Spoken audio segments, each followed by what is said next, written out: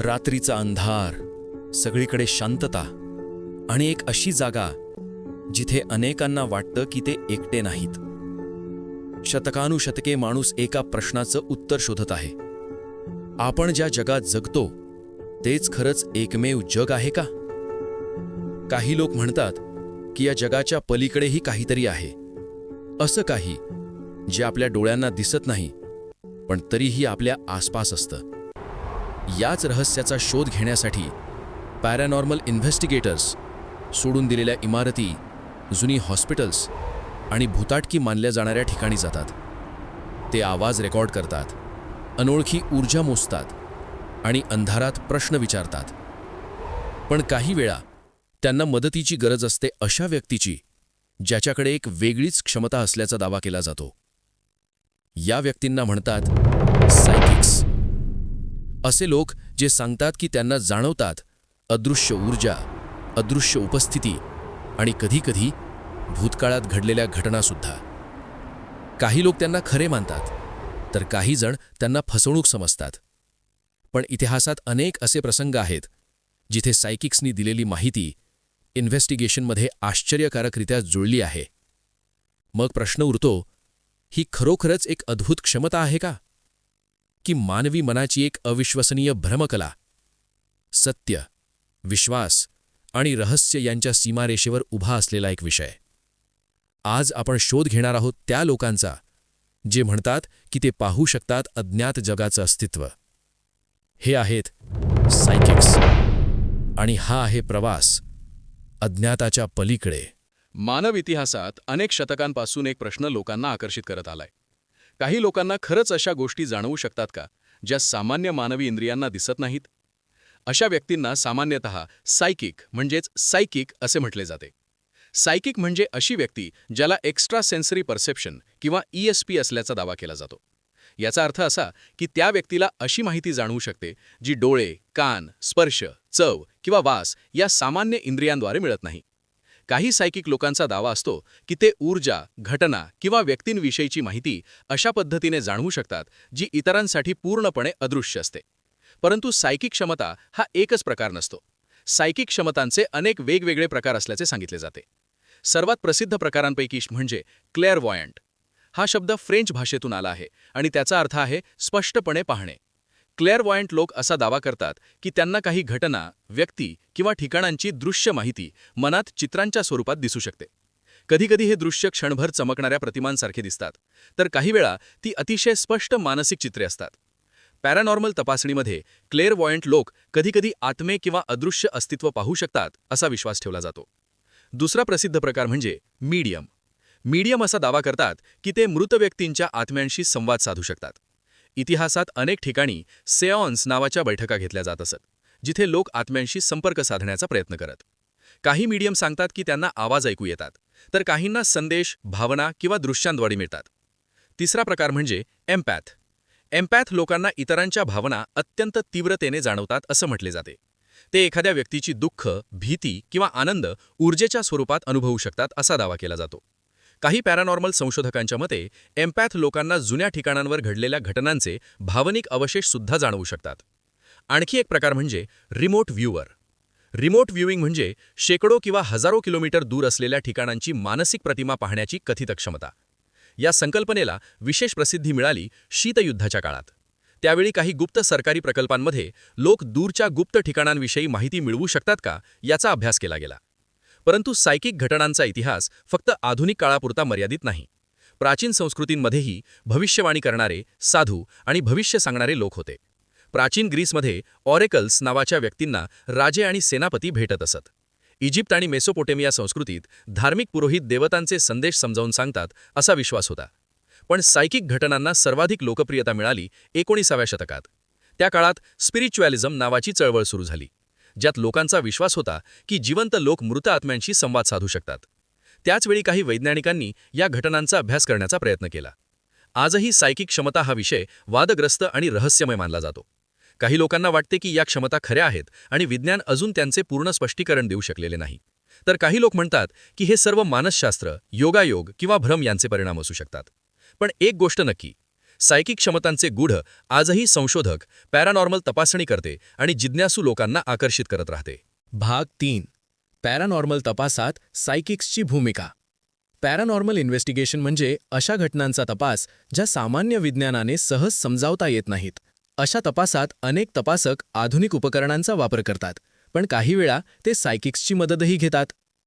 सायकिक्सचा असा दावा असतो की त्यांना अशा गोष्टी जाणवू शकतात ज्या इतर लोकांना जाणवत नाहीत. ते म्हणतात की ते एखाद्या जागेची ऊर्जा, आत्म्यांची उपस्थिती किंवा भूतकाळात घडलेल्या घटनांचे संकेत अनुभवू शकतात.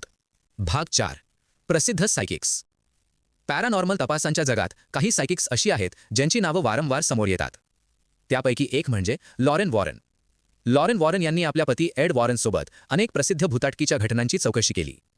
अमिtyville हॉररसारख्या गाजलेल्या प्रकरणांशी त्यांचं नाव जोडले गेले.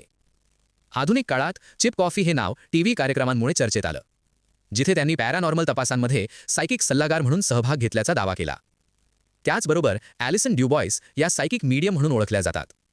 त्यांच्या अनुभवांवर आधारित मीडियम ही लोकप्रिय टीव्ही मालिका तयार करण्यात आली.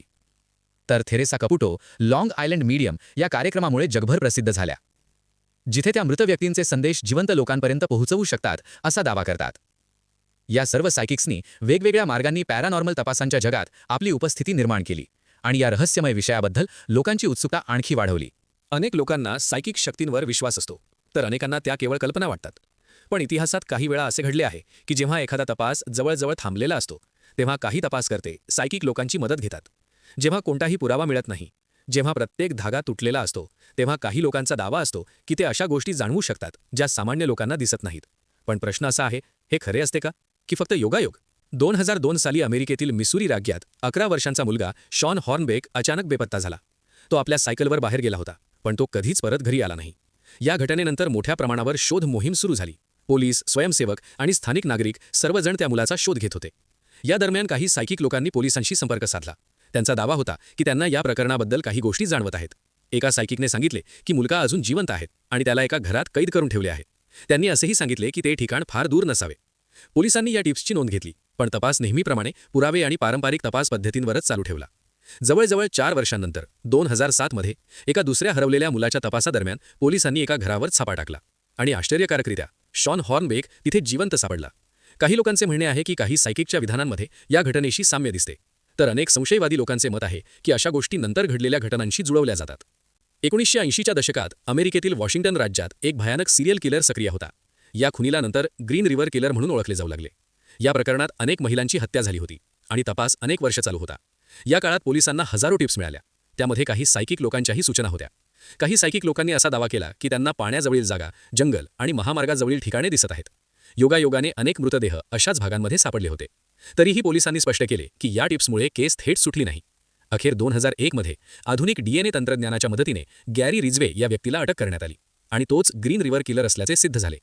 ही केस एक महत्त्वाचा प्रश्न उभा करते. सायकिक लोक खरोखर तपासात मदत करू शकतात का, की शेवटी सत्य उघड करण्यासाठी विज्ञान आणि पुरावेच सर्वात महत्त्वाचे असतात? 20व्या शतकात डच सायकिक जेरार्ड क्रॉयसेट अनेक गुन्हे तपासांमध्ये सहभागी झाल्याची नोंद आहे. काही वेळा सायकिक्स गुन्ह्याच्या ठिकाणाबद्दल, संशयित व्यक्तीबद्दल किंवा एखाद्या विशिष्ट स्थानाबद्दल माहिती मिळाल्याचा दावा करतात. तरीसुद्धा बहुतेक पोलीस विभाग अधिकृतपणे सायकिक्सवर अवलंबून राहत नाहीत. ते पुरावे, फॉरेन्सिक विज्ञान आणि साक्षीदारांवर आधारित तपास करतात. पण काही वेळा जेव्हा सर्व धागे तुटतात, तेव्हा काही तपास अधिकारी या सूचनांकडे किमान ऐकून तरी घेतात. मात्र सायकिक्सचे काम केवळ गुन्हे किंवा रहस्यांपुरते मर्यादित नाही. अनेक लोक त्यांच्या वैयक्तिक आयुष्यातील प्रश्नांसाठी सायकिक्सकडे जातात. नातेसंबंध, करिअरचे निर्णय, वैयक्तिक संघर्ष किंवा भावनिक वेदना अशा अनेक गोष्टींबद्दल लोक मार्गदर्शन शोधतात. काही लोक म्हणतात की सायकिक रीडिंगमुळे त्यांना शांती, आधार आणि स्पष्टता मिळते. तर काही टीकाकारांचा दावा आहे की अशा सत्रांमध्ये मानसशास्त्रीय टेक्निकचा वापर केला जातो, जसं की कोल्ड रीडिंग. पण विश्वास ठेवणाऱ्यांच्या मते कदाचित हे फक्त मानसशास्त्र नाही. कदाचित ही अशी अंतर्ज्ञानाची शक्ती आहे जी विज्ञानाला अजून पूर्णपणे समजलेली नाही. योगायोग, अंतर्ज्ञान किंवा अजूनही अज्ञात असलेली कोणतीतरी शक्ती. सायकिक्सची भूमिका आजही जगभरात उत्सुकता, वाद आणि अनुत्तरित प्रश्न निर्माण करत आहे. इतिहासभर अनेक लोकांनी स्वतःला सायकिक असल्याचा दावा केला आहे. पण प्रत्येक दाव्याबरोबर एक वेगळी बाजूही उभी राहते, ती म्हणजे सायंटिस्ट्स आणि स्केप्टिक्सची बाजू. वैज्ञानिकांच्या मते कोणतीही गोष्ट खरी मानण्यासाठी तिचे पुन्हा पुन्हा सिद्ध होणारे वैज्ञानिक पुरावे आवश्यक असतात. सायकिक एबिलिटीज जसे की टेलिपॅथी, क्लेअरवॉयन्स किंवा भविष्य सांगणे याबाबत आजपर्यंत ठोस पुनरुत्पादित होणारे वैज्ञानिक पुरावे मिळालेले नाहीत. अनेक संशोधकांनी प्रयोग करून पाहिले. काही प्रयोगांमध्ये सायकिक दावा करणाऱ्या लोकांनी योग्य अंदाज लावले, पण जेव्हा हे प्रयोग नियंत्रित आणि कडक वैज्ञानिक पद्धतीने पुन्हा केले गेले तेव्हा तेच परिणाम कायम दिसले नाहीत. स्केप्टिक्स असेही म्हणतात की अनेक वेळा सायकिक रिडिंग्समागे सायकोलॉजिकल टेक्निक्स असू शकतात, जसे कोल्ड रिडिंग, ज्यामध्ये सामान्य आणि सर्वांना लागू होणाऱ्या गोष्टी सांगून लोकांना त्या खास त्यांच्यासाठी असल्याचा भास दिला जातो. मात्र दुसऱ्या बाजूला विश्वास ठेवणारे लोक म्हणतात की विज्ञान अजून सर्व काही समजून घेतलेले नाही. त्यांचा विश्वास आहे की मानवी मन आणि चेतना यामध्ये अजूनही अनेक अनोळखी क्षमता असू शकतात. म्हणूनच सायकिक ॲबिलिटीजबद्दलचा प्रश्न आजही खुला आहे. हे खरोखरच असामान्य शक्ती आहेत का फक्त मानवी मानसशास्त्राचा खेळ? या प्रश्नाचे अंतिम उत्तर अजूनही विज्ञान आणि विश्वास यांच्यामधल्या या रोचक चर्चेत लपलेले आहे. टीव्ही शो, चित्रपट आणि मालिकांमध्ये सायकिक शक्ती असलेल्या पात्रांच्या कथा अनेक वेळा पाहायला मिळतात. उदाहरणार्थ, द सिक्स्थ सेन्स या प्रसिद्ध चित्रपटामध्ये एक लहान मुलगा स्वतःला मृत आत्मे दिसतात असे सांगतो. या चित्रपटाने सायकिक आणि आत्म्यांशी संवाद या संकल्पनेला जगभर प्रसिद्ध केले. तसेच द डेड झोन या चित्रपट आणि मालिकेमध्ये मुख्य पात्राला लोकांना स्पर्श केल्यावर त्यांच्या आयुष्यातील भूतकाळ किंवा भविष्यातील घटना दिसू लागतात. आणखी एक प्रसिद्ध टीव्ही मालिका म्हणजे मीडियम. या मालिकेमध्ये ॲलिसन डुबॉईस नावाची महिला आत्म्यांशी संवाद साधते आणि त्या माहितीच्या आधारे पोलिसांना गुन्हे उकरण्यात मदत करते.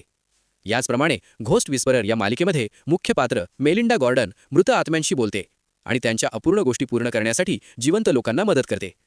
अशा कथा लोकांच्या मनात सायकिक शक्तींविषयी एक वेगळीच प्रतिमा तयार करतात, कधी आश्चर्यकारक तर कधी गूढ आणि भीतीदायक. पॅरानॉर्मल विषयावर आधारित अनेक टीव्ही शोजमध्ये देखील सायकिक लोकांचा वापर केला जातो. काही पॅरानॉर्मल तपास करणाऱ्या टीम्स एखाद्या जागेचा इतिहास समजून घेण्यासाठी किंवा त्या ठिकाणची ऊर्जा जाणून घेण्यासाठी सायकिक लोकांना सोबत घेतात. त्यामुळेच आज पॅरानॉर्मल इन्व्हेस्टिगेशनच्या संस्कृतीवरही या संकल्पनेचा मोठा प्रभाव दिसून येतो. काही तपासकर्ते सायकिक लोकांना महत्त्वाची मदत मानतात, तर काही जण याकडे केवळ मनोरंजन म्हणून पाहतात. पण एक गोष्ट नक्की आहे, सायकिक शक्तींची कल्पना आजही लोकांना तितकीच आकर्षित करते.